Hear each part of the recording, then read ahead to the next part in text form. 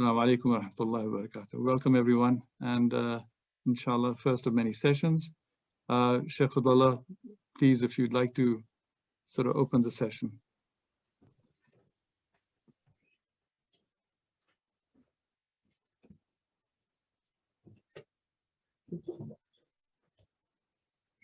Thank you. Bismillah, Bismillah, Bismillah, Bismillah, Bismillah. Bismillah.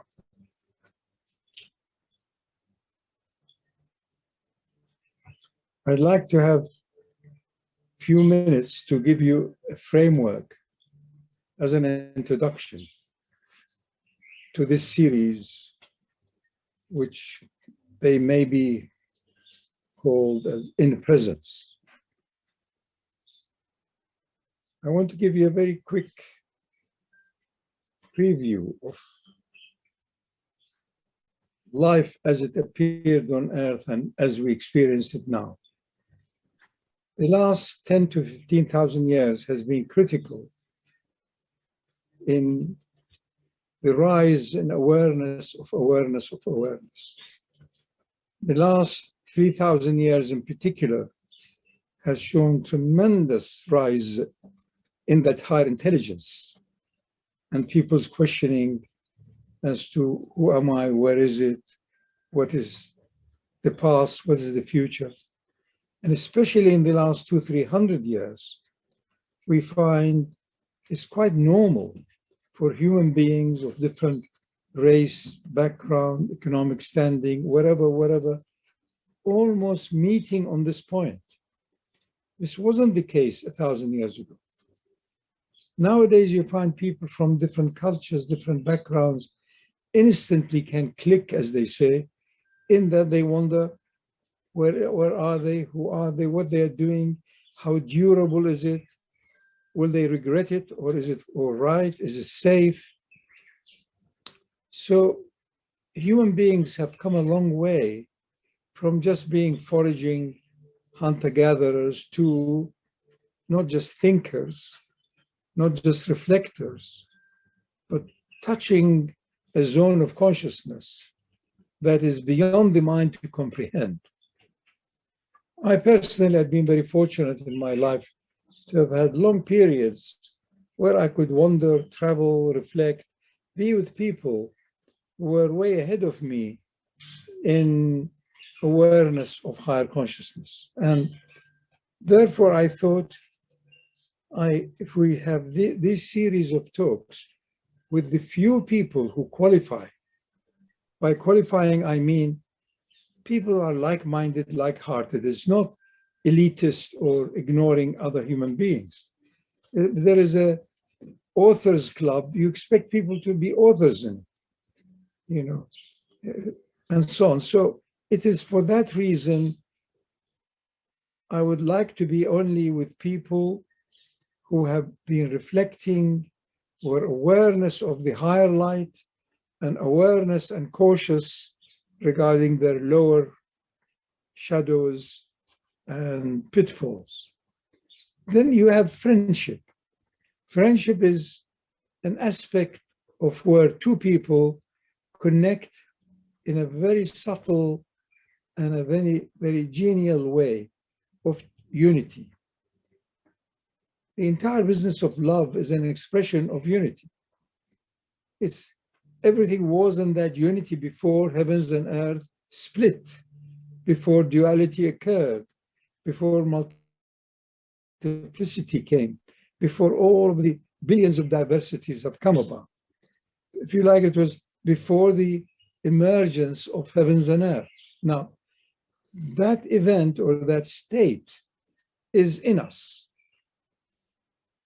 Thousands of different religions and awakened, enlightened people, sages, priests, whatever, would try to share what they had experienced in terms of origin and destiny and the present moment.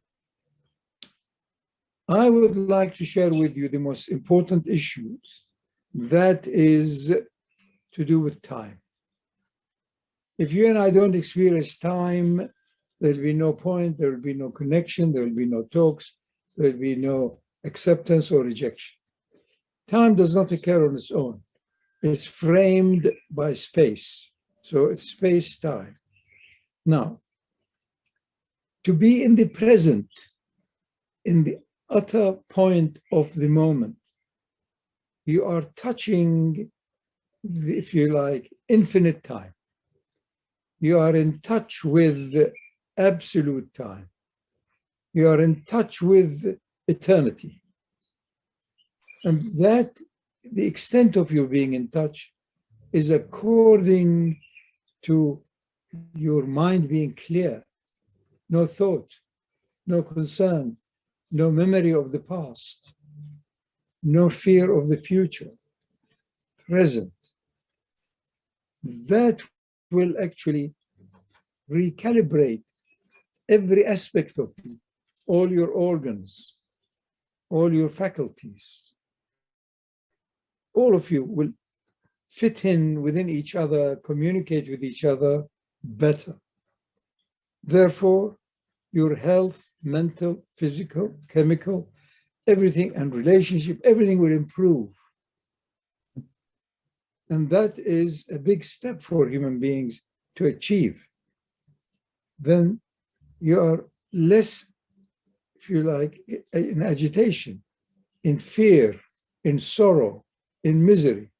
So this is the purpose of this in present sort of gathering. It mustn't be exclusive, but it must be according to some filtering or some selection. Therefore, we will learn as we go on, at least the first 5, 6, 10 talks. We will allow whoever wishes, wants to join, and they qualify. Qualify in that they have been spending time and energy wondering what can they do to improve their overall state and those around them and humanity at large, because we are the same as everyone else and yet different. Different in what does not matter so much. Biography, biology, color of skin, but same in all of us wanting, desiring, hoping, praying for the same state, which is contentment, which brings you to presence. So I just wanted you to know this is something I would have liked to do with the people who are, if you like, traveling the same path.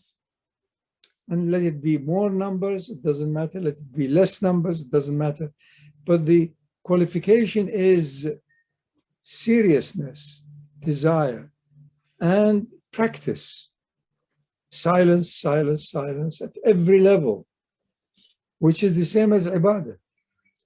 To worship and adore the origin, which is the same as this destiny, so to speak. We have to be obsessed with the light of the one. So we'll have a start and see how it goes. You know, if it works well, I will be there. If it doesn't, if people will listen, I will dissolve it, or I'll just walk away. So it's not a threat, it's an expression of my inner state. I want to be with people who are aware of their state and their weakness and make allowance for it.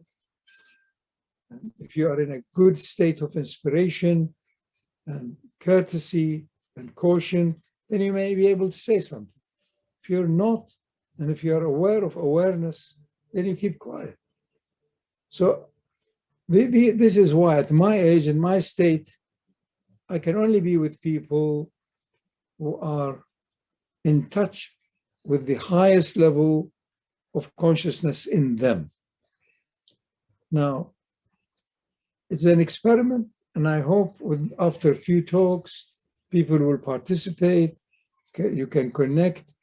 I hope there will be at least maybe up to 10 or 15 people amongst us who will be qualified to receive the questions and the requests and counsel with one or two other people and then implement it.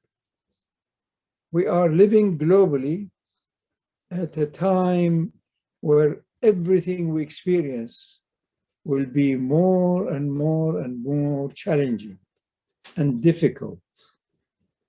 Situations will not be business as usual. You will see. We altogether, life on earth is moving in a direction we can barely have an understanding as to where it is going. The rise in consciousness is sure. It will rise and rise until the truth, which is pure cosmic consciousness, will prevail. And that state will be experienced by everyone after they die anyway.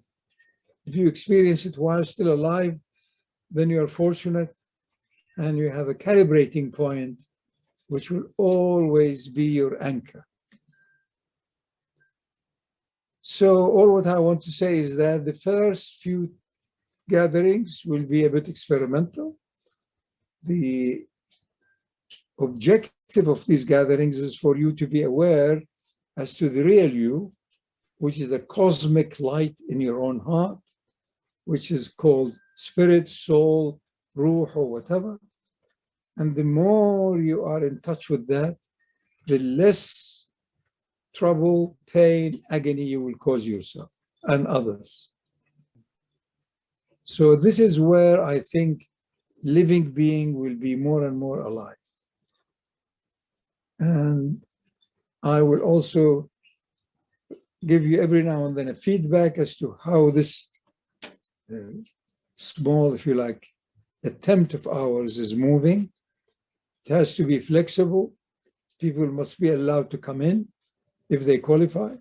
They must be allowed to leave, as all human beings must be given that option. Bismillah. Farhad, would you like to? Alhamdulillah, alhamdulillah wa shukru lillah. Thank you. What a privilege to be in such honorable company. Salam, salam, and thank you. These were questions I had that had come to me over a period of time. And with COVID, there was no opportunity really to meet with Shaykh Fadhlalla until last weekend. And in the end, this little gathering came about. They're not in any particular order, and they might not seem connected, but in truth, everything is connected. I'm going to move on to question 1 for Shaykh Fadhlalla. Shaykh, in every address before the Eid Salah for the past several years, you've always made reference to the perpetual Eid, the perpetual celebration that is potentially available to all of us every day and not just on the day of Eid. This year, however, you spoke of an Eid every day and a Ramadan every day. Please, could you tell us more about the Ramadan aspect, the restriction? What does it encompass? What is its purpose? And how can we incorporate it into our daily living? Bismillah. Life is based on dualities. The Quran says, I didn't create anything except in pairs. So we human beings, our physical side, our chemical, our mental, our emotional, vacillates between 2 extremes. One is contentment and balance and well-beingness, and the other one is illness and discord and breakdown. So we carry on our day-to-day without much notice, in that our animal state of thousands of years ago, millions of years ago, somewhat is how most people's days and years are spent. Weeks come, months come, years go, and all what happens is that old age sets in, and difficulties becomes almost habitual. Blaming and claiming, and you go to any family, to go to any place, you'll see what I mean. There is no joy. There is no genuine contentment. There is no respect for the moment. All what we have is the moment. And it passes. And this moment is connected to the source of time, to the Godhead. But it's gone. So restriction is necessary. I won't do that. I will stop. I will not eat. I will not what. Or I will do A, B, and C other things. I'm going to be chanting until I lose myself in the dhikr or in the word or in the whatever. So it is a very helpful practice to move between restrictions and freedom and openness in our life. And this is where we are. We are bracketed between these two limits. So it is part of our life to fast and then celebrate the return to the absolute. Eid is that, is to be sure, to be certain that the source of everything is one, provider is one, the restrictor is one, the giver is one. We've come by the one, and we return to the one. That's the story. Alhamdulillah. Shaykh Fadhlalla, moving on, the last part of the wird, which I've since discovered is from Surah Al-Anfal, Surah 8, ayahs 62 to 64. Ja.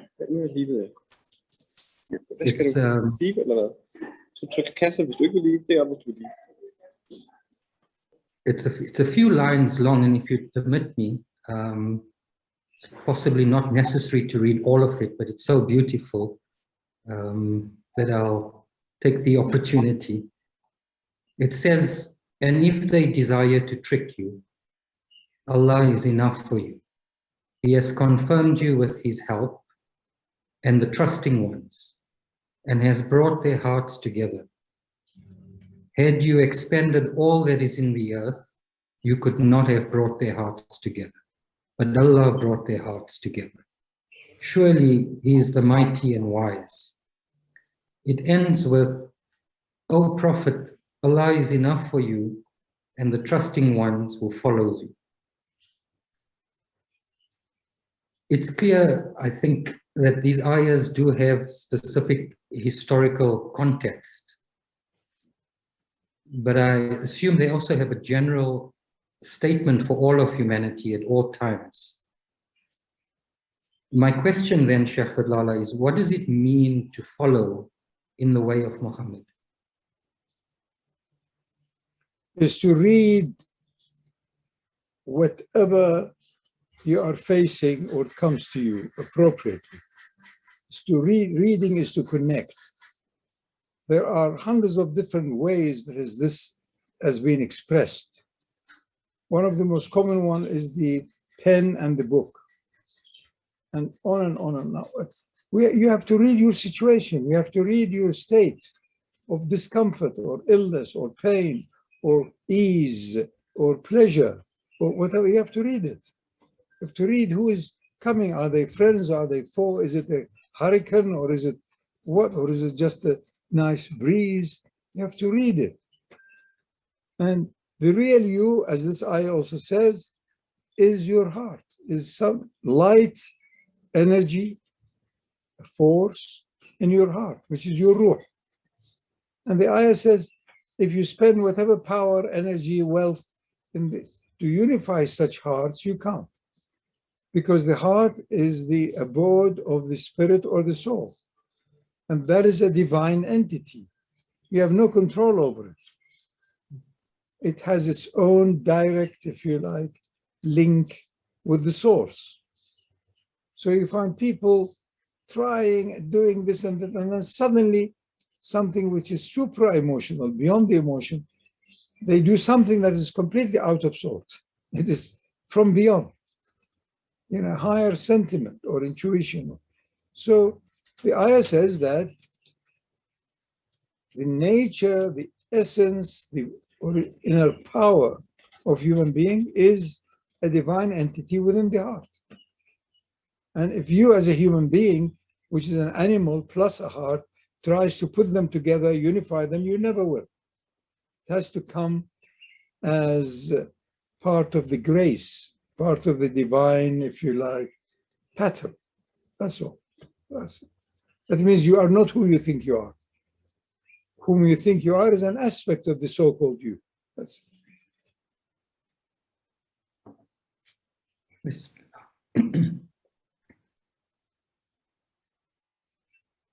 The practice of meditation, or as the Sufis refer to it, murakaba,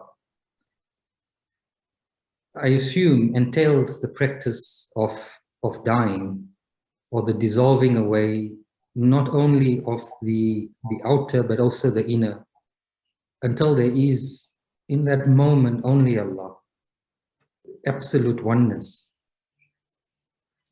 Now, in practicing meditation, while we may occasionally taste the state, of course, to varying degrees of intensity, it doesn't seem to last.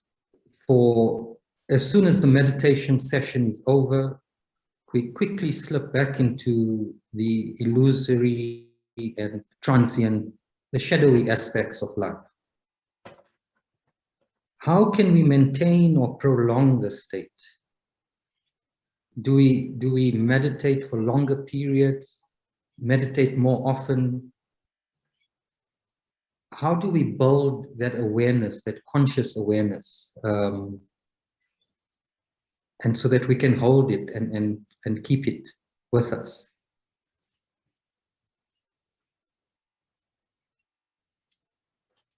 a lot of human endeavor, hope, aspiration ends up being cultural and ends up being entrapped in words which also have their cultural connotation according to different people in different parts of the world.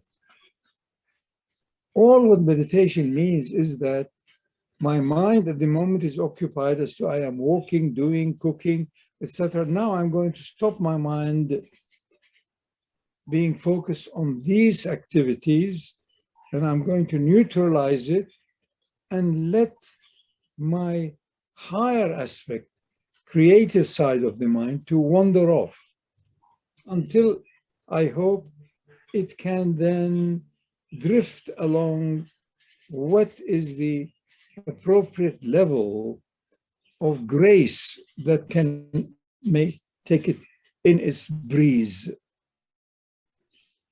Otherwise, it becomes very odd. Also, what you say, how can I maintain that state of higher awareness? You will do it after you die. But as long as you are a human being, you're not in charge. The autonomic system takes over. Let there be a scream, let there be a big bang, you will jump. Protection. Because you and I are not reliable enough to maintain life. So there is 20, 30% of whatever our energy is another system that takes over. We are not reliable as animals to care or harbor a divine entity. All what meditation means is your ability to shut up and be quiet. It's lack of training. We have not been educated. Parents, all of them, all what they want at the end for productivity. So the children are put into situations of training which will only increase their outer physical ability to cope with the world or live luxuriously or whatever. That's why we've ended up with so much stuff in this world and not enough light, delight, and love. No upbringing, no teaching. Where are the teachers? And everybody wants to be more and more shopping because it's a distraction which mimics a bit of a the hunting gathering type of a thing which we had practiced for many, many thousands of years. I'll get this. I got that before others got all of that. It's ludicrous. That is why the whole world is shaking with high fever and idiotic, if you like, madness. Meditation means your ability to switch off your mind, which is focused on a thing or another. That's all. The rest are different ways of technique. Chant a bit, visualize a bit, keep quiet, sit comfortably, let your head be higher up. There are hundreds and hundreds of ways that you can improve your ability to switch off. If you can't switch off, you will not be present. If you're not present, you mustn't be in this circle. Really, as simple as that. You know, adding on to that, Shaykh Fadhlalla, personally, it seems, and perhaps others have experienced the same, there's always this fear, this worry, concern that, am I doing enough? Should I be doing more? How can I do more? It's related, I think, to that passion, but perhaps intertwined somehow with human ambition, which I know is dangerous and will be an obstacle. How do we make sense of it? When is enough enough? How do you know?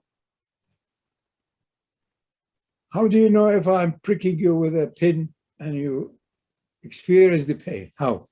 When did you program that? Look, the issue of many emotions, such as fear and sorrow, as you mentioned now, are vital to preserve the body, to make sure that I don't try to imitate a bird and fly. It implies that I am cautious. I don't want to lose my connection with this most precious entity called life. Sorrow is that I wasted time, wasted my life, wasted without having a reliable gain. It was very temporary, very silly, very childish, a bit of an escapism, a bit of what. So I slipped, and then 2-3 years have passed, and so I am in regret. I'm sorry, or I did something which if I was present at that moment, I wouldn't have done, or I wouldn't have done it to that extent. So there are a number of emotions that are there to preserve life in this body, in this form. But as you grow older with practice, being able to shut the fear, agitation, excitement, you're more and more present. The entire business is about being present. Now, if you're present beyond any possibility to describe it, then you are almost knocking at the gate of your own soul or spirit or ruh. So you are no more present in relationship to A, B, and C. Your presence itself. It's like generosity. You're generous because you want somebody to pay attention to you or to gain their thing, gain their favor. On and on and on. There are dozens of different reasons for generosity. You want a good reputation and so on. Or it's none of these. You regard the other being as the same as you. You feel he's or she is in need or hungry. You give. It's no longer I and it or him and you are bargaining and so on. This is the old animal, which have been practicing for millions of years. But if you want to rise and touch the zone of the divine in you, then you have no option other than acting spontaneously with no back and forth in time, calculating and wanting to see whether you've gained attention or not. You just do it at the moment and it's gone. If you are aware that you are generous at the moment you are generous, then it's not generosity. It's a bribe. You have to be honest. Honesty needs courage. Courage implying admitting the real inner motive. You have to practice that. That's why you need friends. That's why hopefully this circle of people in presence can help each other. Because then there is no more silly, simple, if you like, low-level human courtesy. You are now operating at a level of higher courtesy. You wake up, what are you doing? Don't tell me this is because you want to win an election, you're distributing money and food and appearing humble. It's not you who I know last year, and so on and so on. So it requires honesty and courage, which is rare. Bismillah. This next question, Shaykh Fadhlalla, it's a bit lengthy, and I'm sure I'm going to be scolded for it, but I have to ask. It draws on different sources in regards to the question, what am I? And this is related to the meditation. So Sheikh Shabistari, in the book, The Secret Garden, responds to the question by saying, the word I is not limited to man in the sense that you say I means the spirit or the ruh. Instead, when absolute being is to be indicated, the word I is used to describe it. Sheikh Muhammad ibn al-Habib in the ode, The Eyewitness, in the first line says, "Oh, you who desire the presence of clear witnessing, rise above the spirit and the forms." In another of his odes, titled Forgiveness, there's a verse that reads, "I ask forgiveness of Allah for claiming incarnation and for claiming fusion, as these claims lead to deviation and failure." The third source that I'm calling on is that of your own, where you have said many times, eventually one comes to know that your Lord is your own spirit or ruh within your heart. The question is that whilst we can never know or speak of the essence of Allah, in times of meditation or salah, it is helpful to have some idea, or not, I don't know. Please, can you elaborate further for us so we don't end up in all kinds of intellectual twists and knots and words, really? Nobody can safeguard that situation. Ending up in twisted and knots and so on is most common and to recur all the time. So I or anybody else cannot safeguard that. As for these great beings you mentioned,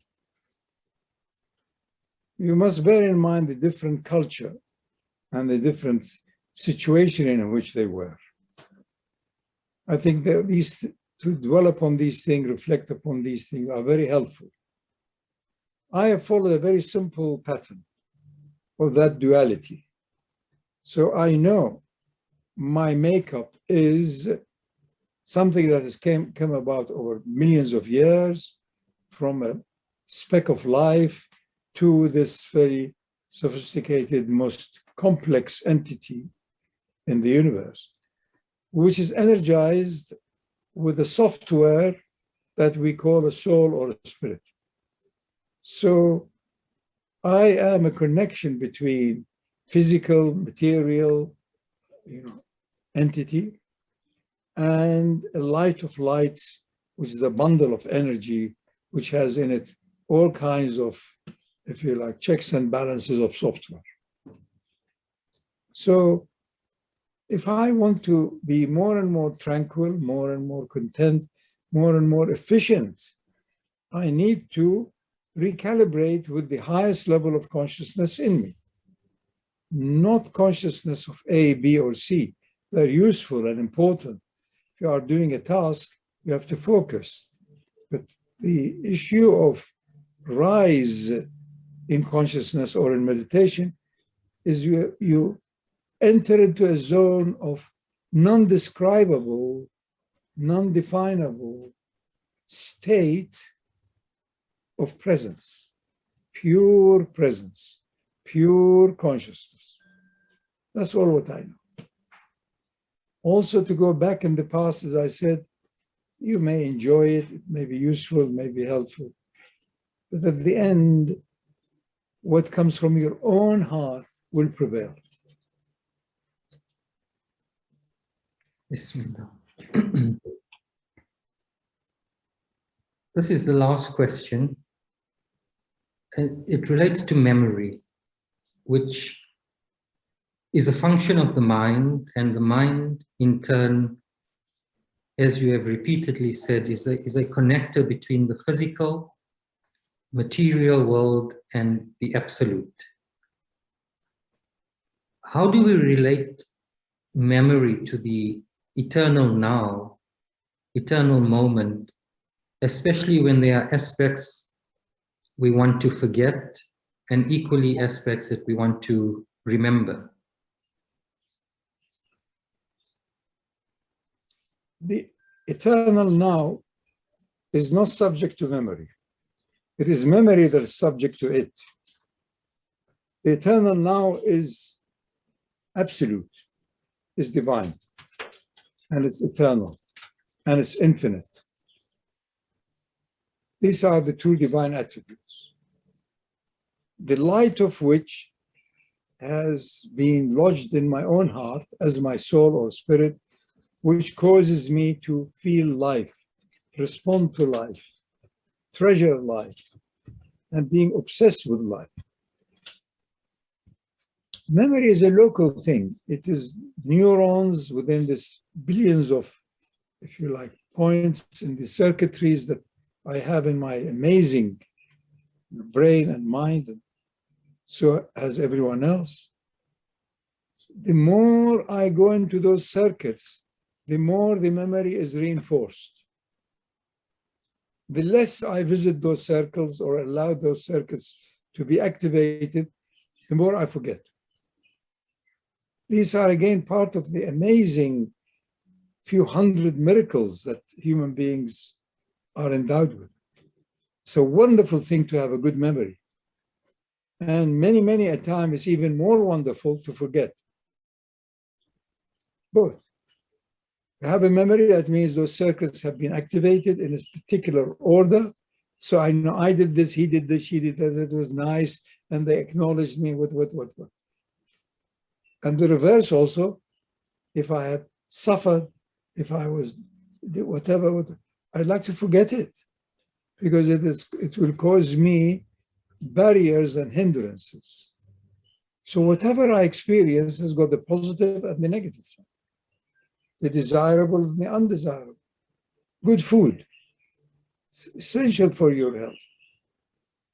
Deep sleep, essential for, but do a lot of either of them, and you are off balance. And you move to another zone of, if you like, deprivation and needs. We are in the middle. We are middle people between the absolute, perfect, eternal light and countless shadows and destructiveness that are around us. Without the destructiveness, we will not be alive. We are destructive. The act of eating is destructiveness, and it has to be expelled, and on and on and on. We have to accept this most intricate, challenging state we are in. And we are given a certain amount of responsibility, very little, playing the little God. I can move my hand, I can kick, I can do this. With whose authority? I can do it. This is childish. By the time you are in your 40s and so on, you have to have a reliable referencing. How do you authenticate this? So as you don't regret it, so you don't fall into the ever-increasing pitfalls of sorrows, regrets, anxieties, and also all of the other things that comes with it. Guilt is a big gift, so that before you do this thing which makes you guilty, you question the possibility of being guilty. You may not do it. But if you are in a hurry, in a rush, you are not present again, you'll do it.